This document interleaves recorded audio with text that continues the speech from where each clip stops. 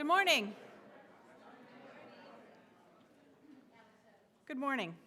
I am Billy O'Clair, Provost at Johnson & Wales University.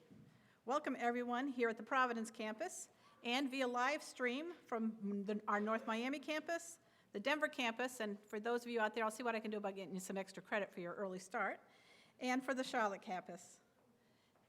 It has been 15 years since William Tiefel, a trailblazer in the hospitality industry and tenured Marriott International executive, sponsored Johnson & Wales University's first endowed chair, the Tiefel Chair.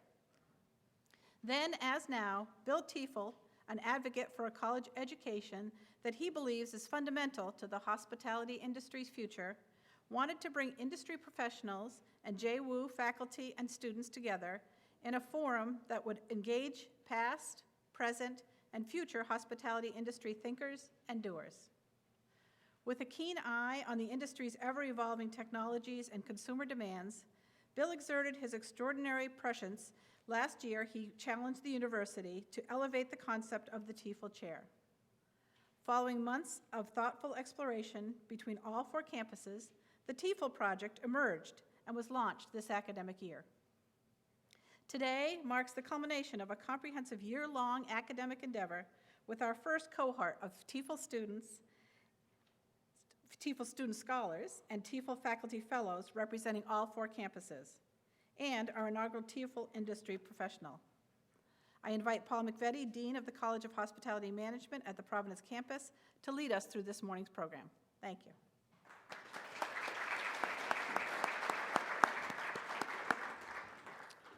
Thank you, Provost Leclerc. Good morning. This is a remarkable day in the 47th year of the College of Hospitality Management. With Bill Tiefel's support and commitment to the education Johnson & Wales provides, the Tiefel Project connects faculty, students from all campuses with respected industry professionals to investigate and explore relevant and impactful issues that is disrupting the hospitality industry. In academics, we refer to this as a problem-based research project. This year, the chosen topic is diversity issues in the hospitality industry. Today, our Tiefel scholars and fellows will present their research and findings so that we may all benefit from their key learnings. They have had the privilege of collaborating with our Tiefel industry professional, Apoorva Gandhi. As the Vice President for Multicultural Affairs with Marriott International, Mr. Gandhi creates and executes a global strategy that builds preference and loyalty from diverse customer segments. His experience and expertise, understanding of the issues impacting the industry and creativity in creating solutions for change, along with his ability to connect with our students and faculty, made him our choice to take the helm of this project as the first Tiefel industry professional. And we could not have selected a better person for this project. During this past year, Mr. Gandhi guided our Tiefel scholars and fellows through the complex and critical issues of the challenges he and the multi-billion-dollar hospitality industry face daily. He made time during his global schedule to meet with our students and communicate with them on a regular basis as they researched, analyzed, and reported their findings. We are grateful for his contributions. Apoorva, welcome to the Providence campus and via live stream to our branch campuses. So please give a warm welcome to Apoorva.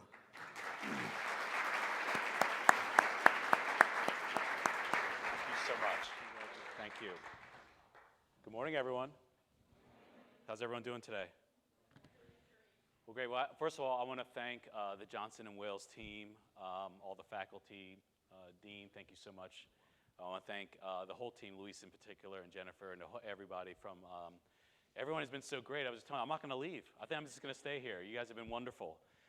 Again, my name is Apoorva Gandhi. I'm Vice President of Multicultural Affairs for Marriott International. Let me just explain something. Some people hear this title, Multicultural Affairs. I just want to reassure you, my job is not as exotic as that sounds. My job is not to go around the world having multicultural affairs. I just want to make sure When I got that job, I didn't think my wife would like it very much. You know, it's a global role. You're the head of Multicultural Affairs. You work for a hotel company. This could go wrong in many, many different ways. So is there a clicker up here by chance? No? No worries. Okay, we can roll. Oh, you know what? I think this is it. Thank you, sir. I appreciate it. So you guys have been great. And just for all the students here, I think you're lost. I've already talked to your teachers. I told them to give you all A's. We have a deal? In exchange, I get your undivided, no phone attention. We have a deal? I thought I'd get more out of you for that. I'm giving you all A's here. A pluses? All right. Well, listen, what I want to do in the next few minutes is just talk a little bit in my keynote about diversity and inclusion and the link to corporate culture. And of course, being that I'm from Marriott International, what better way for me to talk through this is through talking about Marriott's culture, how we put people first. What is our approach towards having a company and an organization that really values the individual? And then I'll build multicultural into that and talk to you how we look at this, because I'm really proud of it. I think we present a great approach that works. It's different, it's unique, it's not cookie cutter. And what I'd like to do is just walk you through a little bit of that. So this is a little bit about our company. Well, this is, as of yesterday, 6,700 has become 7,000. We opened up our 7,000th hotel in Hong Kong. It's the St. Regis. It's a beautiful property. If you ever find yourselves in Hong Kong, let me know, and we'll make sure you get an upgrade. I think you'll love it. We're 7,000 properties around the globe. We're 130 countries and territories. Over 85 languages spoken by our associates. So we have diversity and inclusion in our blood. It's in our people. You go to any hotel here, you go to the Renaissance where I stayed, beautiful place right next to the State Capitol building. It's like a United Nations of people, right? So we have diversity and inclusion in our workforce. And what does that help us do? It helps us welcome all of the guests from around the globe, right? And as I say, we welcome everyone, no matter who you are, where you come from, or who you love. Let me repeat that. No matter who you are, where you come from, or who you love. We want everyone to feel comfortable in their own skin when they come to stay at a Marriott hotel, whether you work for us as one of our treasured associates, whether you do business with us as one of our important suppliers, right? People who provide the cups and the spoons and the beds and the pillows, whether you own one of our hotels. As you may know, Marriott owns probably 10 hotels in our system. I didn't know that until I started coming to work for Marriott. Most 99.9% of our hotels are externally owned. We either franchise that or we manage them for those owners. So we want to make sure that we have diverse ownership, right? We want to make sure we're teaching how to give the American dream or the global dream of running your own business to as many people as we can. We want folks to learn about that opportunity, be their own boss, and continue bringing this idea of welcoming all. So, if we have a great place for our associates to work, feel really good about themselves, not worry about fitting in, we have a great place for suppliers to do business with us and bring new and innovative ideas. If we make a scenario where we can have owners from all walks of life, in that sense, we kind of have our house in order, right, or our hotel in order. And then and only then would we say, okay, now we're going to reach out to diverse customers and ask for the honor of your business, right?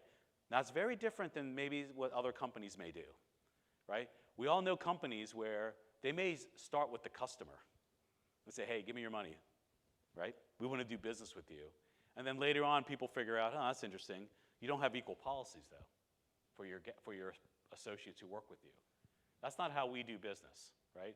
Mr. Marriott always says, and it's part of our core principles, the business, how we do business is just as important as the business we do. Does that make sense?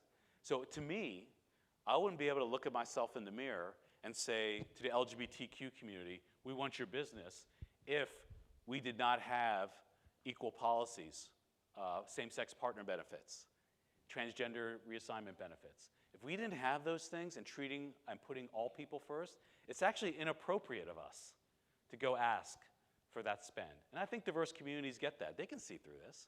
Anyone can see through this. So we really always want to act with integrity. And I feel that doing work like this, working with your great students here, and also being part of these communities is really critical. I think you know all of our brands. There are 30 of them. We got a lot of them. I hope you enjoy them.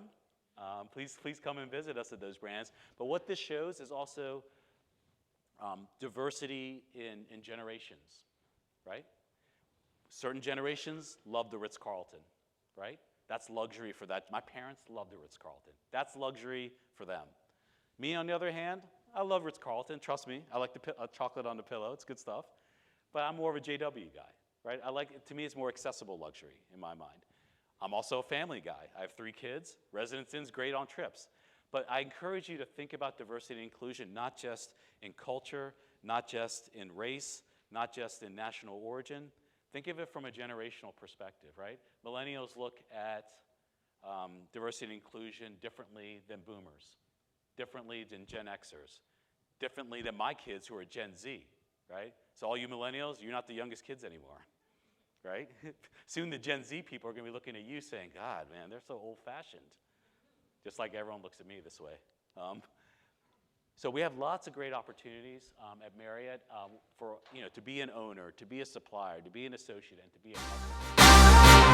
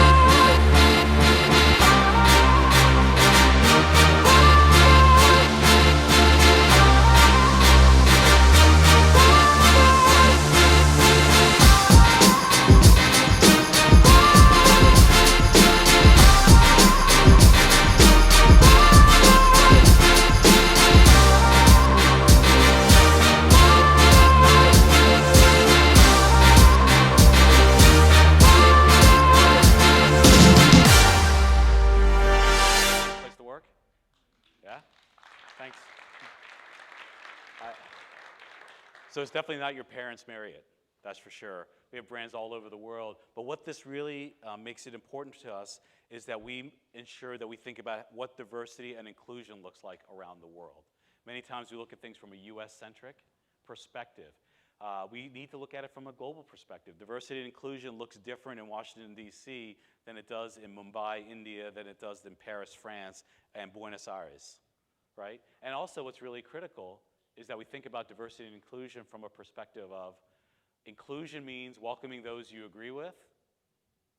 Inclusion also means welcoming those you disagree with, right? As I always say, I want the Republican National Convention booking with us. I want the Democratic National Convention booking with us. I want the Tea Party, the Green Party, the Libertarian. I want it all booking with us because it's not our job to cast judgment on values, right? And sometimes in the inclusion world, people are so passionate about it, rightfully so. People feel so heartfelt about the topic that they remember that, hey, there are valid opinions on all sides. People have a right to all those opinions. And it's not our job in the hospitality industry to determine who can be a customer and who can't. Does that make sense? That's a really important thing that I want all of us to think about.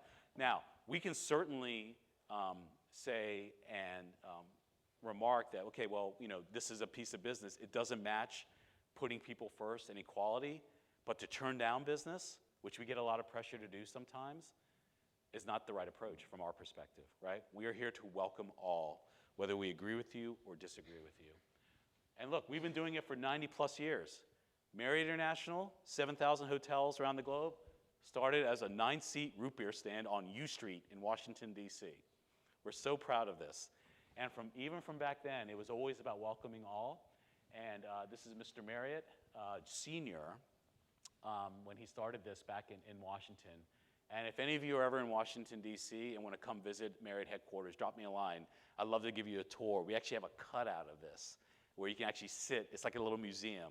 It's kind of like I went to this amazing museum. Luis took me yesterday. It was the Culinary Museum. Oh my gosh, it was amazing. Absolutely amazing. Maybe you already do this. You should charge people to go to that thing. It was really great. So we have something on a much smaller scale. Mary, I'd love to show it to you. But again, here are our core values, putting people first. No matter who you are, where you come from, or who you love, or what you're all about, you have a home with us at Marriott. Pursuing excellence every day. I'm so excited to meet and get to know all of the students as part of this program because you are helping pursue excellence. And I'm so excited for all of you and to see all the great things that you're going to be doing here at this university and beyond. Embracing change. You know, a couple years ago, we could have just sat on our laurels and said, hey, you know what? We're one of the big hospitality companies in the world. We're doing well. Stock's in a good place. Or we could say, you know what? Starwood looks like it's up for sale. Let's take another look at that, right? Good opportunity for our shareholders. Great opportunities for our associates. Lots of brands, lots of cool brands. A good way to complement some of our brands. Let's go buy them. So now we're the biggest hotel company in the world, and hopefully one of your favorites. But it's that constant looking for new things, and just trying to always grow and pursue excellence. Acting with integrity. This is one of the most important concepts. Like I said, I always tell my kids, always act in a way that if there was a headline about your day on the Washington Post, that you'd be proud of it, that I would be proud of it, that your grandparents would be proud of it. We always want to make sure that how we do business is just as important as the business we do, and serve our world. We are participants in communities. It's really important to us that we are part of our communities in many, many ways. And we want to be the world's favorite travel company. Now, I tell you all this because diversity and inclusion plays a huge part of this, right? Because we have to think about how does all of this relate around the globe, right? How do we take these concepts to over 130 territories? Well, really, it fundamentally comes down to this. And this is what Mr. Marriott says. If you take care of the associate will take care of the guest, and the guest will keep coming back. It's pretty simple, right? It's pretty simple. So let me give you an example, okay? A very timely example. The way we think of this, and the way I think of it is, let's say we have an associate who's a front desk, works at the front desk. I started my career working at the front desk at the Greenbelt, Maryland Marriott when I went to the University of Maryland. And my feet still hurt. Let me tell you something. You're on your feet all day. Say we had an associate there who is gay, right? Say she was married. We want to make sure that we are taking care of our associate. Now, what does that mean? We're really proud that we were one of the first hospitality companies to offer same-sex partner benefits. Now, why is that important? Well, first thing is, if I can have it, so should she. There's only one set of rules at Marriott International for everyone, right? Secondly, heaven forbid something happens to her partner. Maybe her partner got hurt, had to go get surgery.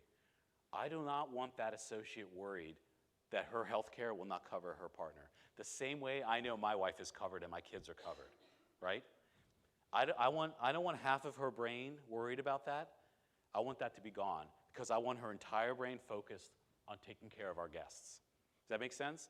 So by us taking care of our associates and making sure they have equal treatment and all the same benefits as anyone else, that helps them not worry about that and helps them take care of the customer, and the customer is going to feel it. You all know when you have great service, right? You know when you go to a restaurant and you're getting really good service, the person's having fun and feels really good, you actually have a better experience, right? And what does it make you want to do? Makes you want to go back there and have another dinner there or have another hotel stay. So this is kind of an idea how diversity and inclusion and thinking through this and welcoming all can play into how you do business. We also have our Take Care program, which really helps our associates feel good about themselves, whether it's wellness programs, understand how to interact with folks who are different than them in a positive way, and taking care of our community. I mentioned a little bit about sustainability. This stuff matters. This stuff really matters. It impacts economies. It impacts our world, our climate from around the globe, and helps communities in all walks of life thrive. And we're super proud of it. You may have seen some stuff around straws, amenity dispensers, things like that. Marriott's the kind of company, and I know I'm giving you all this Marriott stuff. I promise it's not a sales pitch, but it kind of is. But really, if I'm going to talk about diversity and inclusion, this is the gang I know the best. But this stuff matters, and any company can take this and use it towards their approach. But interacting and engaging with diverse communities really matters. It really matters. Think of it from this perspective. It can help you understand your employment base, right? So I represent the company with the NAACP, National Urban League, Out and Equal for our LGBTQ friends, Unidos US for our Latino friends, groups that represent our veteran heroes, Asians, people with disabilities. When we're out in the community working with these groups, it helps us to know these communities, to get to know what they are looking for in an employer, how best for us to interact, how best for us to sell to them, right? It's really important that you spend time in these communities as opposed to just thinking, okay, in some ivory tower, this is what our guests look like. We've done a lot of research, this is what it is, versus just going out and talking to people, right? Just going out and talking to people. And we're really proud to be engaged with groups like this. So again, our commitment, we've been at this for a while in terms of diversity and inclusion. It's nothing new to us. And there's a lot of different focus areas that we talk about when we look at diversity and inclusion. And again, our 4 big stakeholder groups are our associates, right? So we do things like we have language programs. You've heard of Rosetta Stone, right? You know how much, that's pretty expensive if you buy it. Like, they used to have those airport kiosks. It's like $499 or something. It's $49 for our associates to use all the languages you can learn, right? And we've seen it where our customers love it sometimes when our associates greet them in their language. They absolutely love it. It's actually helped us from within our associates as well. We have associates learning English, which is changing their families' lives, especially in the United States, right? We have our associates learning other languages, Spanish, Chinese. You know how many Chinese travelers we have coming around these days?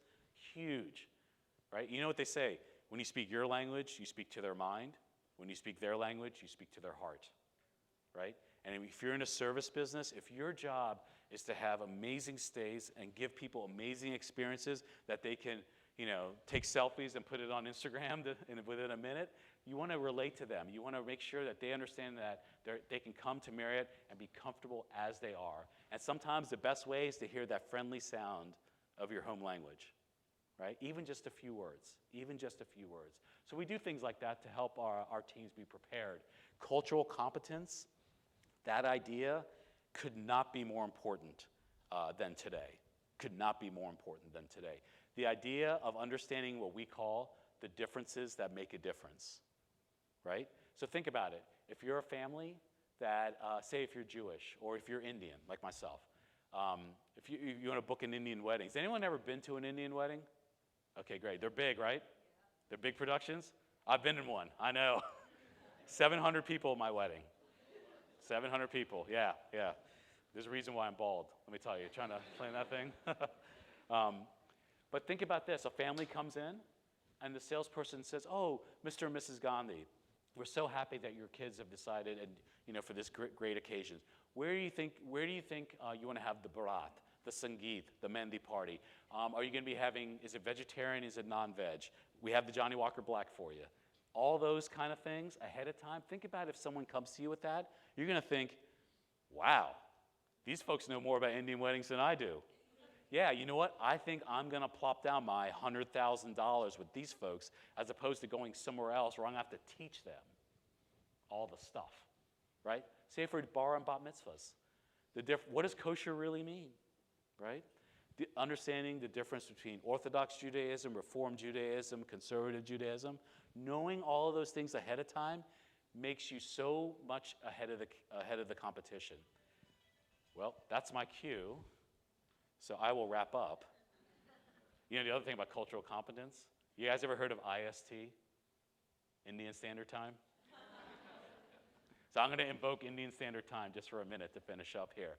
But I really want you guys to think about diversity and inclusion as a driver of business. We all know it's the right thing to do. Hopefully we all know it's the right thing to do to welcome all. But as I told some of the students here, it's also about linking it to business metrics.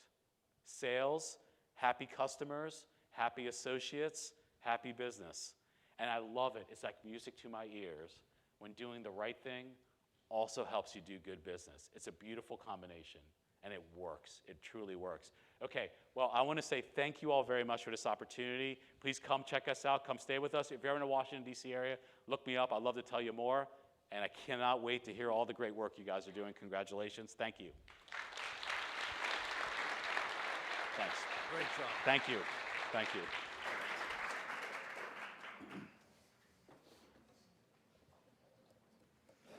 Thank you, Apoorva. That was insightful, inspiring presentation. Last night, our Tiefel Scholars and Fellows became the first participants in what will become a time-honored tradition. On the eve of their completion of the Tiefel Project, we presented each of them with a Tiefel Pin.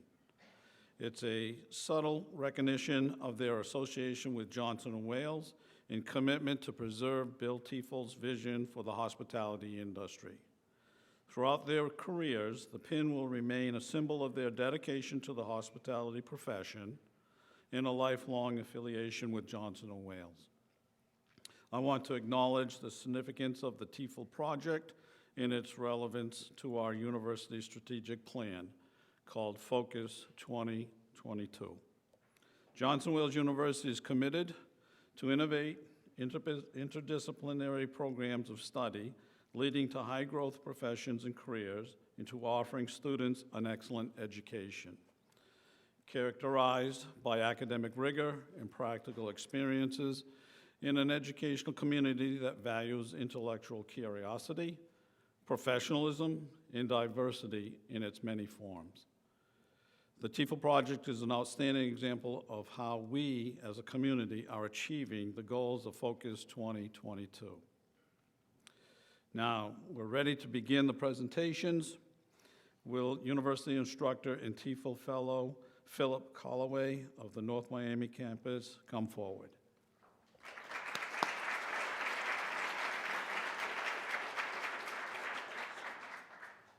Thank you, Dean. Good morning, everybody. I bring you greetings from warm and sunny South Florida. It is my pleasure to introduce Mr. Jordan Johnson. He will be speaking to you this morning on acquiring diverse talent that engages your community.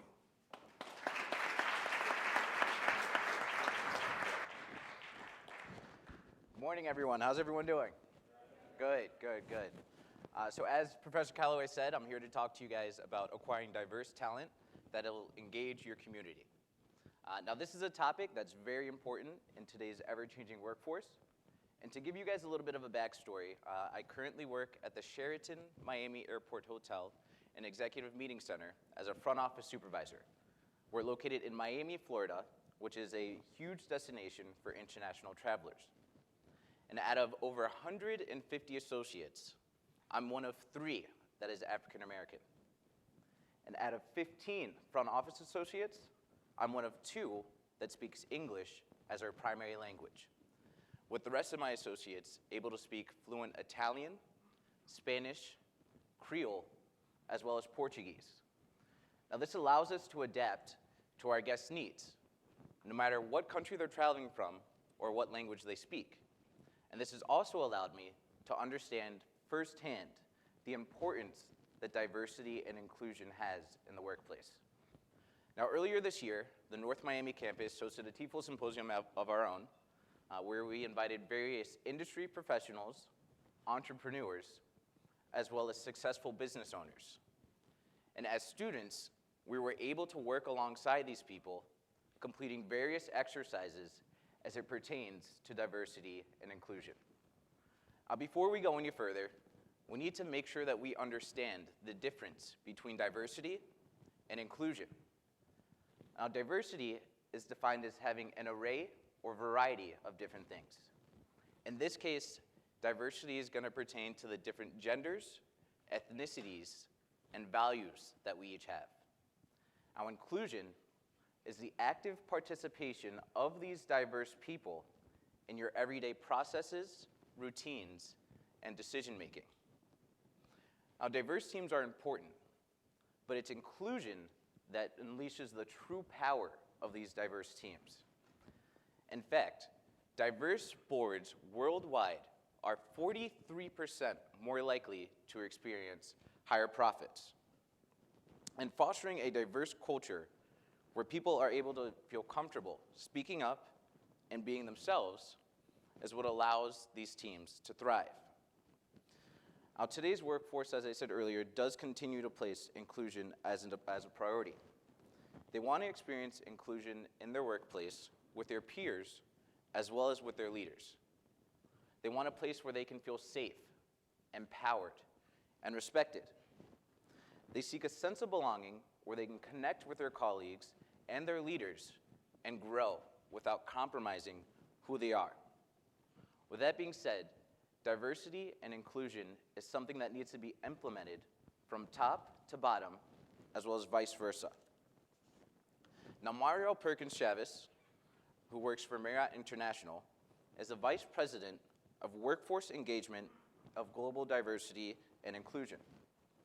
She understands this importance, and she was able to break down the implementation and processes into 4 guiding principles. First, we need to emphasize that company culture is the cornerstone of inclusion. This means that we need to include all of our associates, regardless of their gender, ethnicity, or cultural background. Second, leadership commitment is paramount. Leaders across all departments of the company need to make sure that they're instilling this diverse and inclusive culture.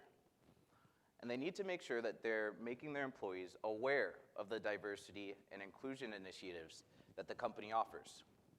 Now, according to ELI, which is a company that focuses on resolving bad behavior in the workplace, only 33% of employees were aware of these diverse and inclusive initiatives at their company.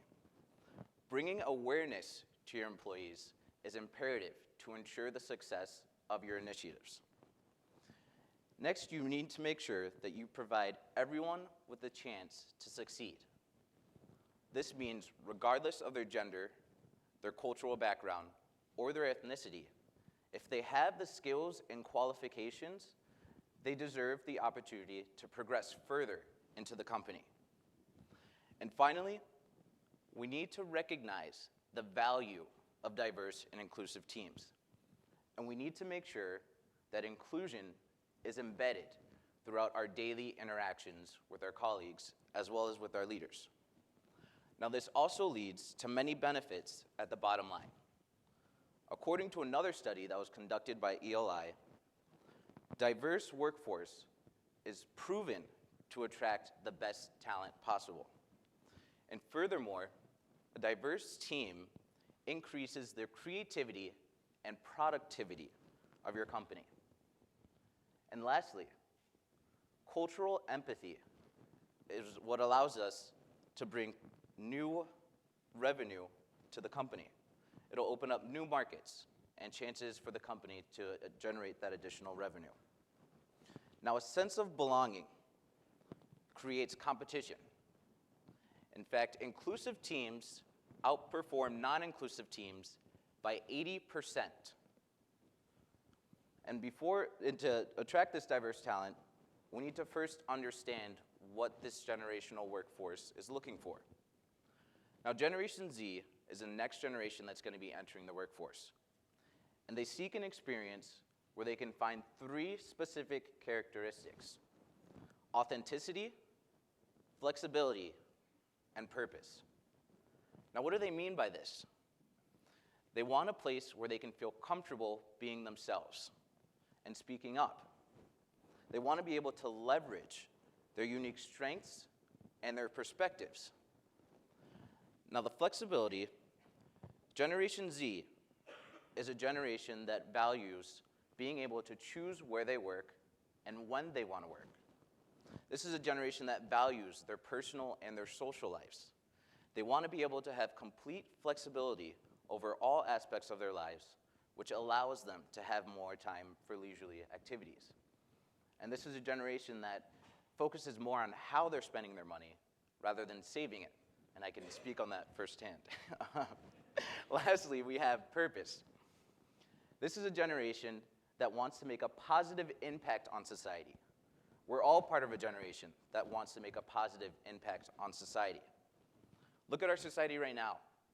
People are speaking up now more than they ever have. And people want their voice to be heard no matter what it takes. Now, to leave you guys off, I'm going to leave you with a quote from Stephen Covey. Strength lies in differences, not in similarities. So when people with diverse knowledge come together, they're able to adapt to change faster, learn faster, and overcome challenges more effectively. Thank you guys for listening. I hope you enjoy the rest of the campus. Good job. Excellent message. Thank you.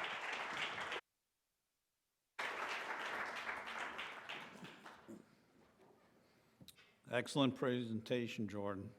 Thank you very much. Will Associate Professor and Tiefel Fellow Sandra Dugan of the Denver campus come forward?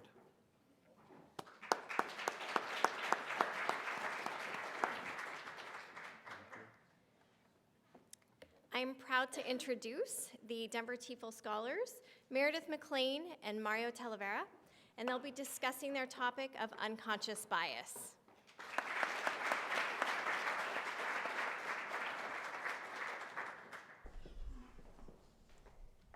Good morning. My name is Meredith McClane, and I'm a graduating senior studying hotel and lodging management.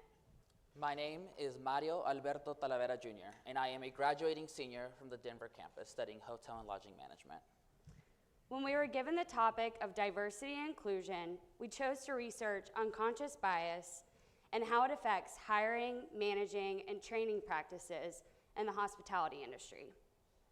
Everyone encounters unconscious bias every day, even if they are unaware of it.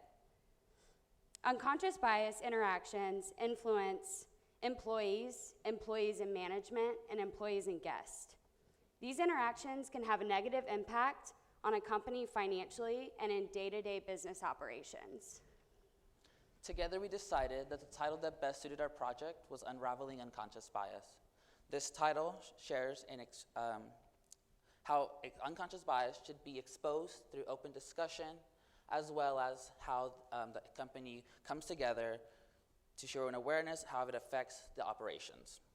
Our research has helped us realize that different companies have different approaches on how they appeared with unconscious bias.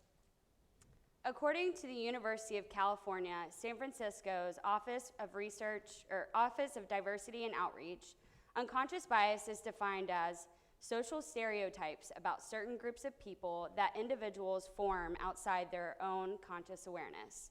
Everyone holds unconscious beliefs about various social and identity groups, and these biases stem from one's tendency to organize social worlds by categorizing. Two recent examples of unconscious bias in today's news were the incidents that occurred at a Starbucks store in Philadelphia and at a Hilton property in Oregon. Both these crises cost the company money and lost revenue and impacted their brand reputation.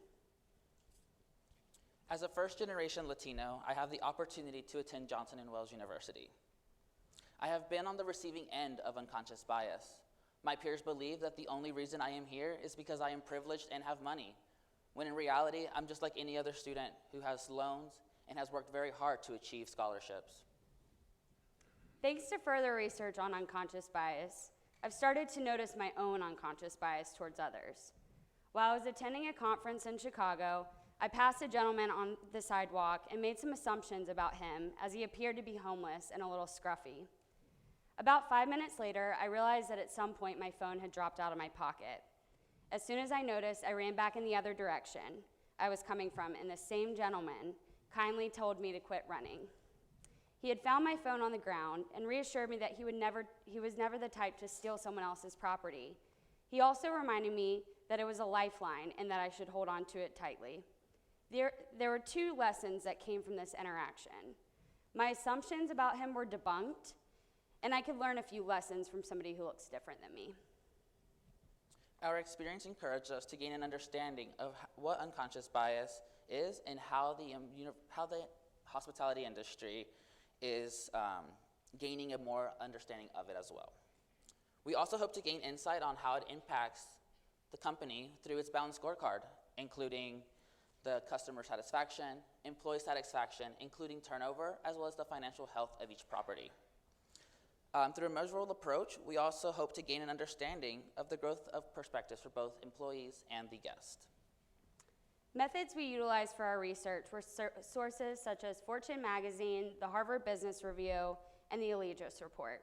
We also conducted interviews and had discussions with industry professionals such as Apoorva Gandhi, Multicultural Affairs VP for Marriott International, Dave Wilner, the Chief Operating Officer of Skyport Hospitality, which runs food and beverage operations in airports throughout the country, and Linda Campbell, Director of Training and Talent Development for Stonebridge Companies, a hospitality management and development company which provides training for hotels throughout the country.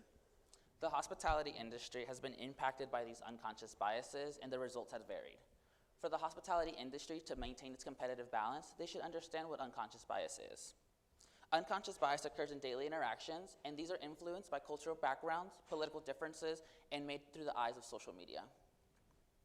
In our interview with Linda Campbell, she informed us that while discrimination training has always been federally regulated, diversity and inclusion training has not. At Stonebridge Companies, it has been part of their training to always include diversity and inclusion programming. Campbell stated, "If you don't think of diversity and inclusion with intent, then your employees won't either." Training is never an expense for Stonebridge Companies. It is an investment in their employees and an expense avoidance. The return on investment is not having an expense related to the unconscious bias crisis. Due to their training, this leads to happier guests, happier employees, and which are more engaged employees. Some statistics she shared with us are that more engaged employees lead to 41% less absences, 24% less turnover, 10% increase in guest satisfaction, 20% increase in sales, and 17% higher productivity. For any company, that is money. For Campbell, that is their ROI. While this is one perspective, Mario will share another perspective on approaching unconscious bias. We had a great interview with COO Dave Wilner, who expressed with us that there are associated biases within his company. Skyport Hospitality is made up of a large group of minorities and refugees from all around the world. Based on cultural differences and the conscious bias that are exhibited through his employees, it is best for his company to address these issues on a case-by-case basis to maximize the productivity of each operation. Skyport's philosophy is not to train on diversity and inclusion, but to live it on a daily. Skyport believes that forcing employees and managers into these forced trainings, mandatory meetings, which often have a negative connotation, is not a best use of their resources. They believe that building a company that has culture needs to have a diverse and inclusion built into it to create that company culture within. They started with hiring and job training to ensure that their employees feel comfortable within. And to put this into perspective, one of their biggest challenges is to overcome and find employees who can overcome this bias of working within an airport. These two companies both approach unconscious bias in various ways, but the overarching theme is that they're doing it with intent to create it into their culture of their company. Additional research outlined statistical data that showed how unconscious bias impacts the employee experience. According to Fortune magazine, of employees who experience bias, 34% reported withholding ideas or solution in the last 6 months, and 48% said they looked for a new job while at their current job. The article helped clarify that it is imperative to have a company culture that will allow employees to speak freely and feel comfortable and safe in their work environment, so that the company can then see higher productivity, which results in a better bottom line. Therefore, it is difficult to say what is the best choice in dealing with unconscious bias and managing it in the industry. In some cases, having diversity and inclusion training and making it clear that your company will not openly accept biased opinions is the right option. In this case, the best option may be to address bias-related issues on a case-by-case basis. Reducing unconscious bias varies from company to company, and it's important to make sure that the entire workforce needs to be thinking about it managing it, and experiencing it. There's no straight and narrow, and that is because unconscious bias is human nature, and we cannot eliminate it. We'd like to wrap up with a quote from the American Bar Association shared with us by Mr. Gandhi. Diversity is being asked to the dance, while inclusion is being asked to dance. We hope that after this presentation, you are encouraged to ask others to dance. Thank you.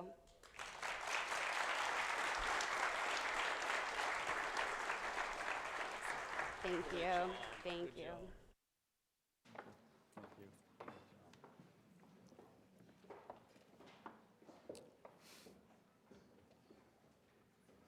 Thank you very much. Will Associate Professor Sophie Sukalakamala from the Charlotte campus come forward?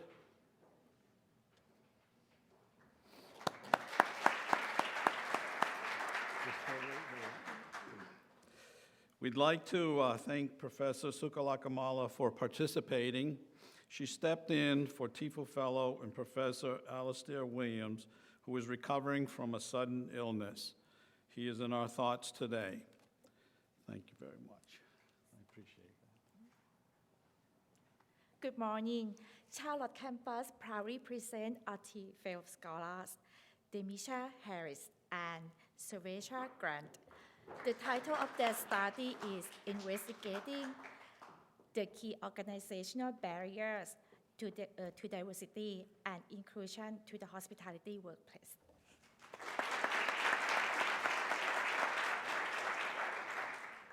Good morning. As Dr. Sophie has said, my name is Demisha Harris. I'm representing the Charlotte campus.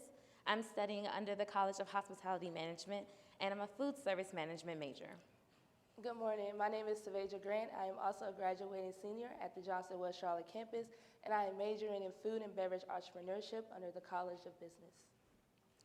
So my colleague and I were selected out of 430 students on our campus.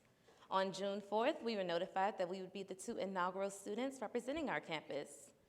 And it is an honor to be here today with all of you.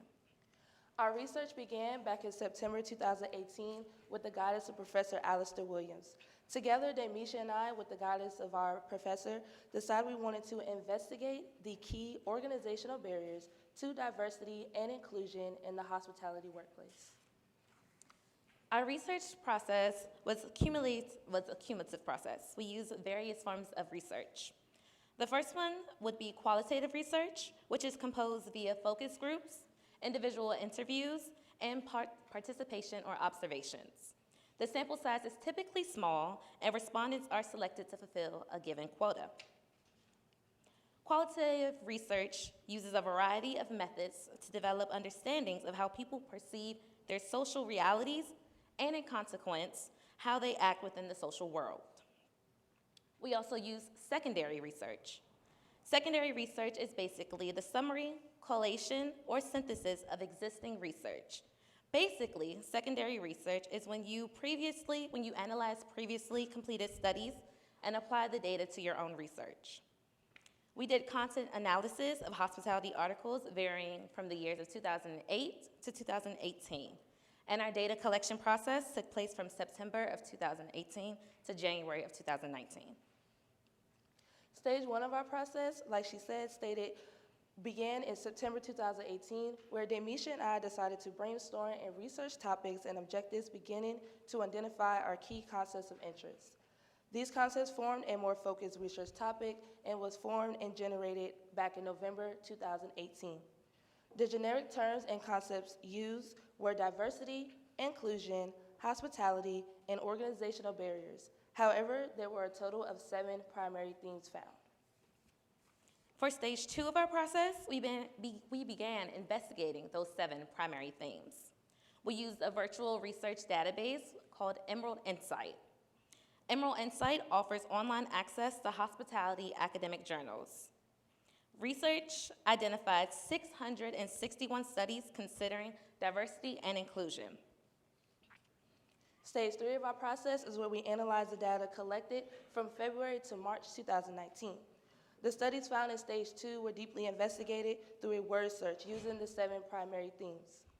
Any article which contained one or more of the primary themes were then identified and saved for the final data collection, making a total of 72 articles being identified.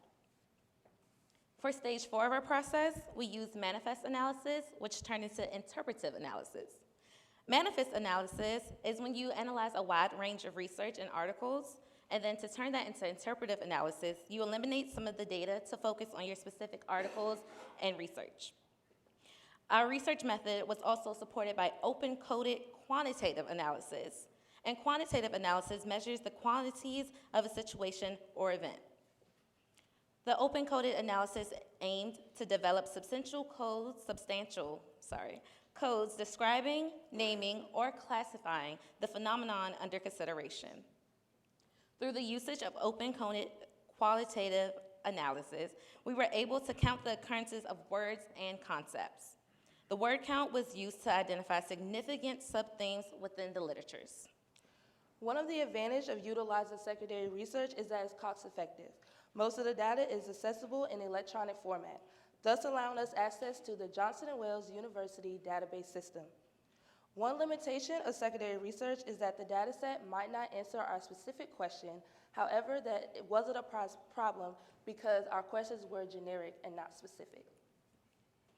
Shaveja and I had 5 aims of our research. The first was to identify organizational barriers to diversity and inclusion in the hospitality workplace, to determine challenges organizations have faced in implementing diversity policies, to determine how organizations can successfully break down barriers to workplace diversity and encourage inclusion, to identify typical examples of diversity and inclusion problems as they relate to hospitality, and to determine key characteristics inherent in creating culturally competent workplaces. With our research, we were able to interpret the data and present it in tabular form and convert it into graphic presentation. We utilized word frequency to construct a word cloud as presented in our poster behind us.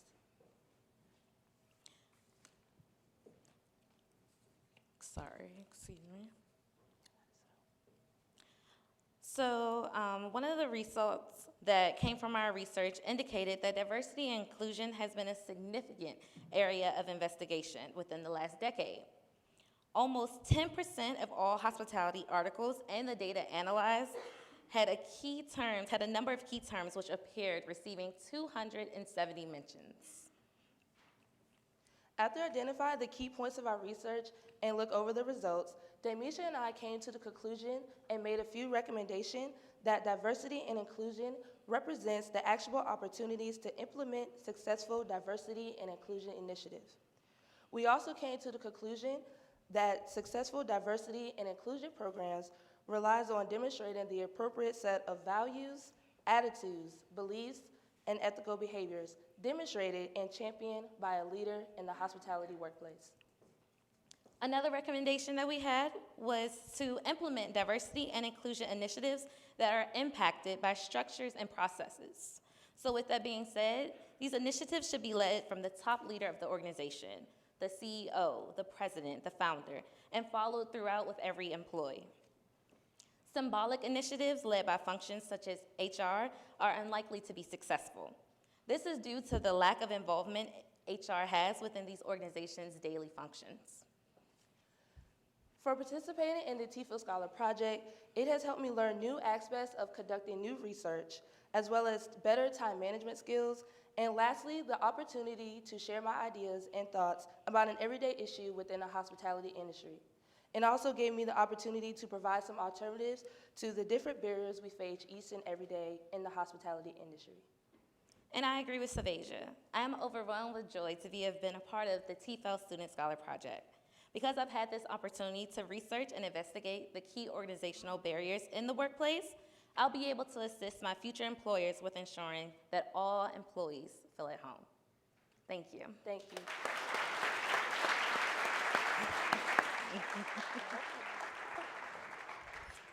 Thank you. Thank you.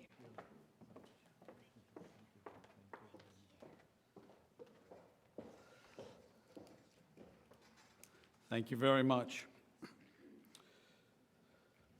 Will Associate Professors and Tiefel Fellows Jane Boylan and Brenda Eckler come forward?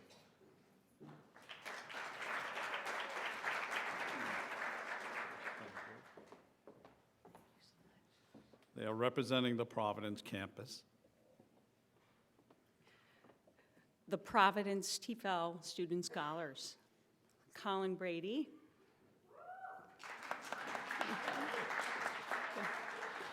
Brad Dubus, Elizabeth Hamilton, Alana Mendez, and their topic, hotel managers and employee perceptions of the added value of diversity and inclusion training. Thank you, Professor Eckler. About a year ago, working in the housekeeping department of the Westin Bellevue. Everyone around me was very unique. They were different from myself, but more importantly, they were different from each other. And it was puzzling to me to see how each individual's background and culture had begun to shape them into the person that they had become. And as a supervisor, and more importantly, as a fellow human being, it was crucial to me to understand and connect with these people on a personal level so that a sense of trust could be fostered. How could I do this if I didn't understand and appreciate who they were? This is why diversity training matters. I've moved a total of 8 times in my life, which has given me the greatest opportunity to meet all kinds of different people. Everywhere I've lived, diversity has been prevalent, and I've made it a priority to get to know all different kinds of backgrounds. Today, I bring that mindset into my career. Not only have I experienced a wide range of guests, but also fellow employees. My hospitality experience has opened my eyes even further to how diverse the world truly is.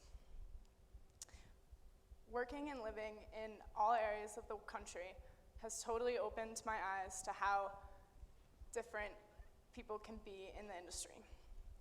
That's why I believe it is such an important topic to not only talk about, but to continue to learn throughout our lives. This is why diversity training matters. My name is Alana. I was born and raised in Puerto Rico, a very diverse place itself with strong African, Spanish, and Taino influences. Growing up in a hotel and meeting people from around the world made me realize that even in that tiny island, we were all different. This has shaped me as an understanding and welcoming individual. Diversity to me has always been normal, but unfortunately, that's not the case for everyone. When I moved to Texas to complete an internship at a hotel, I mainly worked with Caucasians or Mexicans. I experienced acts of discrimination and couldn't grasp why people were treated different. The beauty of diversity is accepting.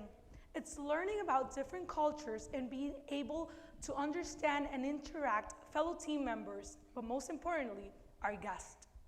If you look around this room, it's full of diversity, and we all deserve the same treatment, the same opportunities to advance in the workforce, regardless of how we look, where we come from, who we love, or what we believe in.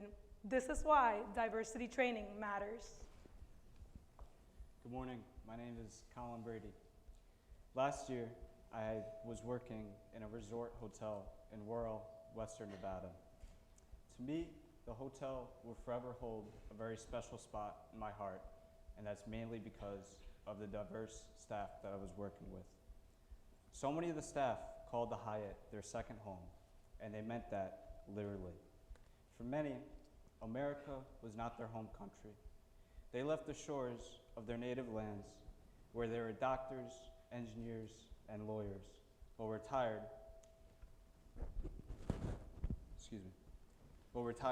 of the corrupt and oppressive governments that existed. Here in America, they found jobs as stewards, housekeepers, and public area attendants, working alongside a diverse group of guests and colleagues. Here in America, and because of diversity management, there existed an environment which allowed them to fulfill their dreams, provide for their families, while knowing that their differences and opinions were valued. So, diversity management is important because it helps us in creating a world of understanding and care, and that care is then translated to our guests. If this story on the importance of diversity management isn't convincing enough, just look at financially the impact that diverse travel groups have. As Apoorva once told us, the Latino travel groups spend over $70 billion a year in travel, and LGBTQ groups spend over $63 billion a year in travel. This is why diversity training matters. Now, time to get into the research project. With this survey and this research project, we wanted to dive deep into diversity management. And oftentimes, when a diversity management training program is implemented, managers look to see if value has been added to the organization. In our group, we wanted to investigate if the perceptions between hotel employees and hotel managers differed on this diversity training. Also, we looked at, does diversity training impact aspects of life of these groups every day?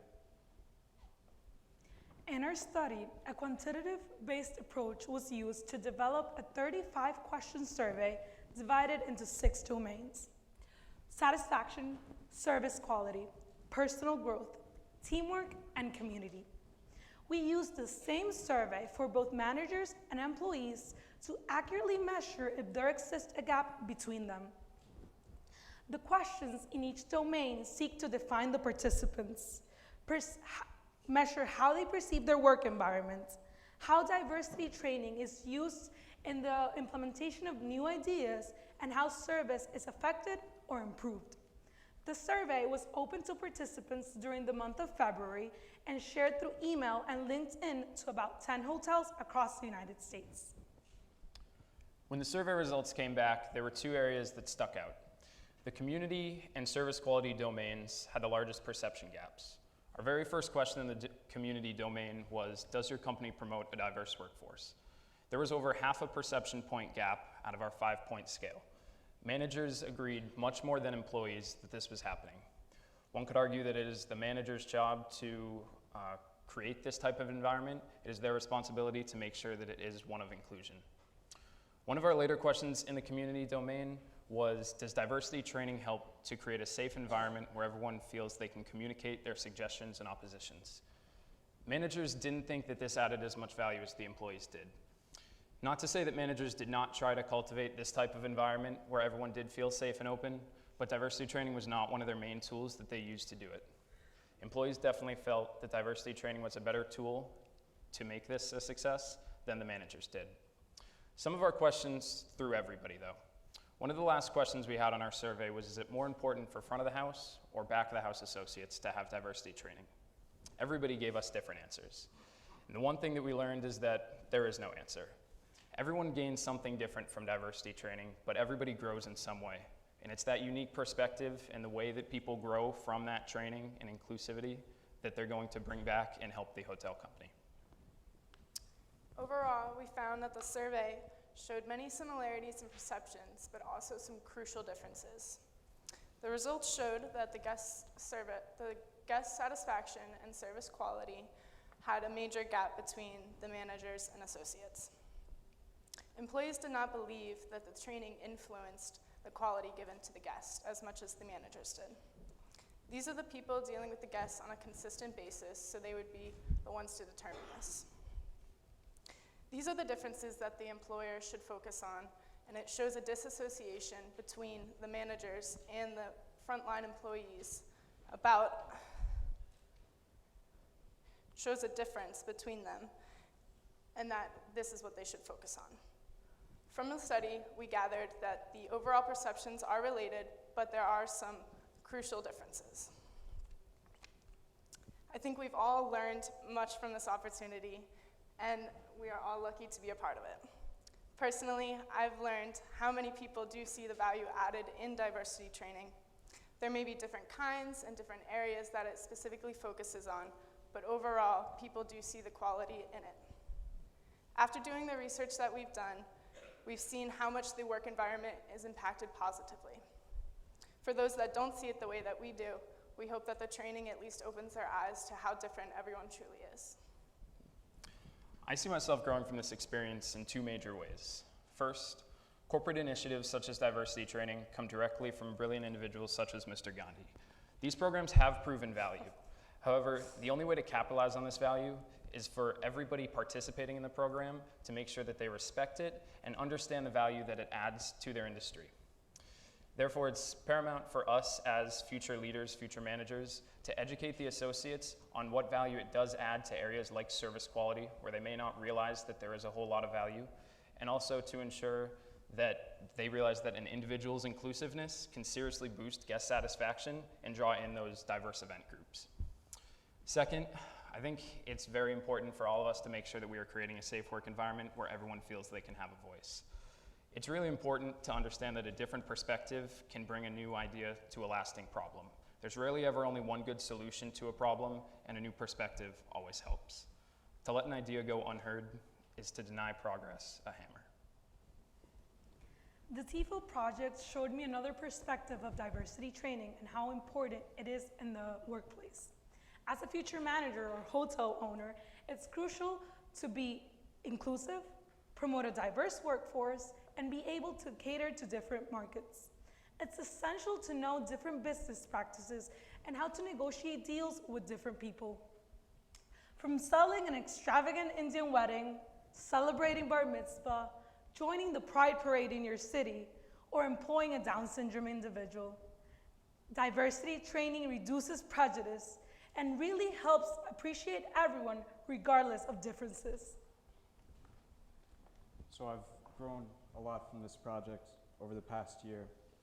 And personally, I believe as industry leaders or future leaders in our industry, we all have an immense responsibility to better the lives of others, but more so, better the lives of our employees. This is something that I take very seriously.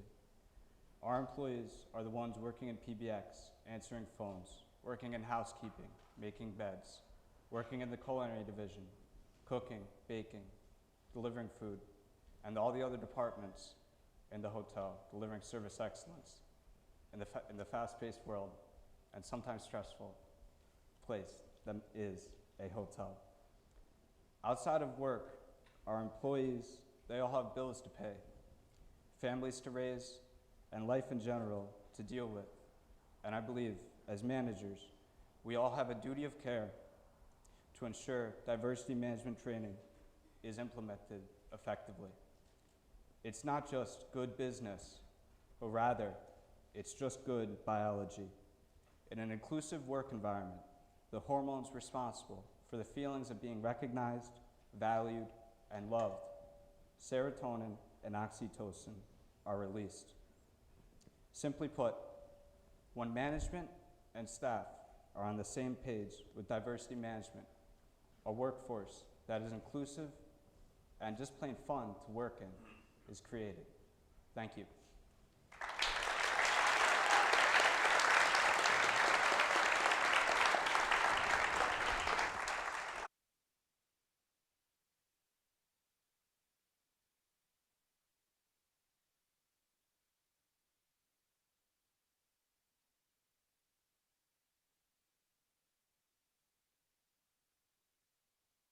Thank you.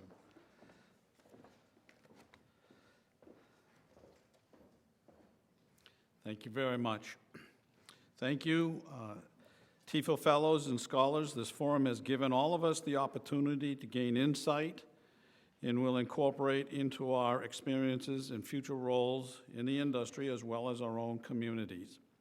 At this time, I ask our Tiefel industry professional, Apoorva Gandhi, and University Provost Claire to join me at the podium.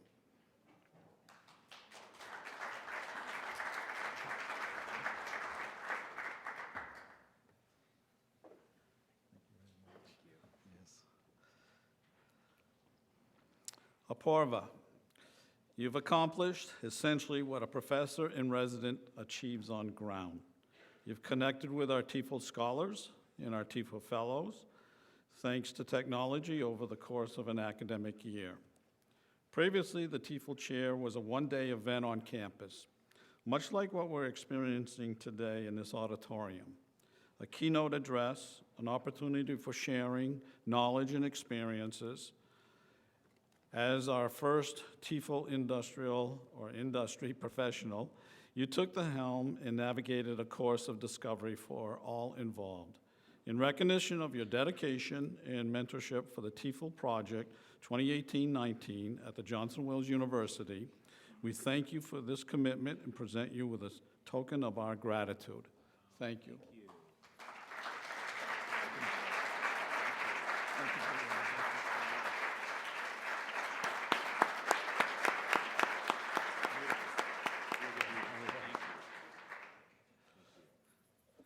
Running Eastern Standard Time. Yes.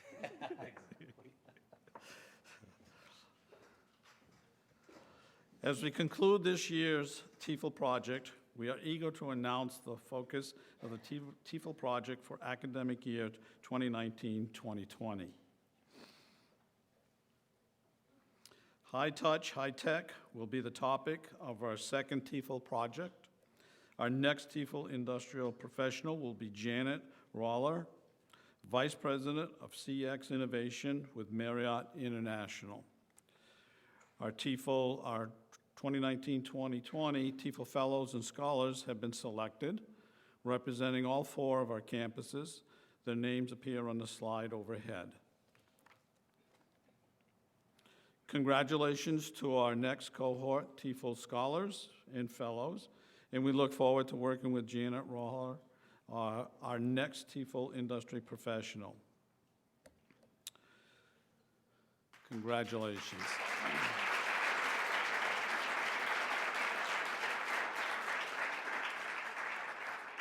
Though he could not join us today, Bill Tiefel has visited our campuses over the years.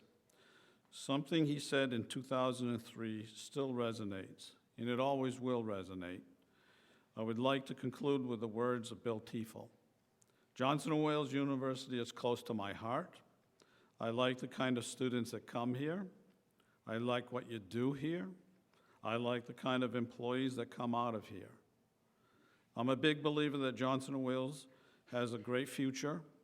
There's a wide open field out there, and I hope that the work we do with this project will bring more recognition to Johnson & Wales and to what they do.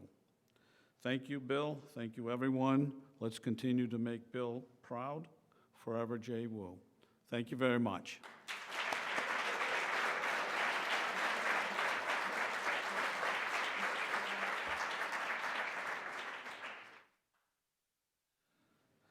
Thank you, students, for taking time out of your class to be here today, and enjoy your day. Thank you.